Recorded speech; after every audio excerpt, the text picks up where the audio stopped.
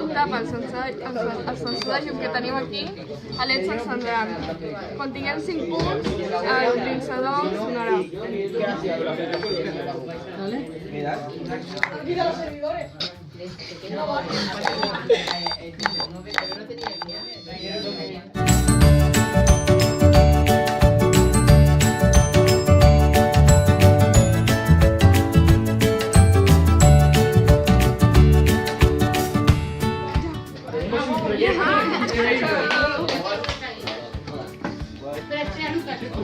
Empezó la Claudia montando el circuito, o sea, el cableado que ves aquí con los resistores y los LEDs.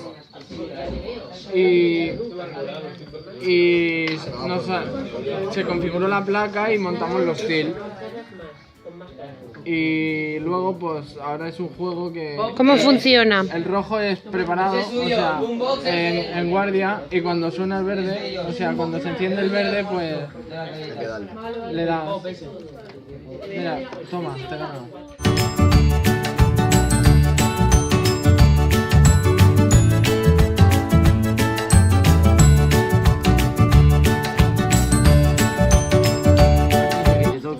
Pierdes. Porque Y el que si no le guañas das, es... cuando le toca, también. Porque la luz va para ahí, y cuando... La secuencia de luz... Cuando le das tarde y pasa la luz, pues Claro. parpadea porque es perdido.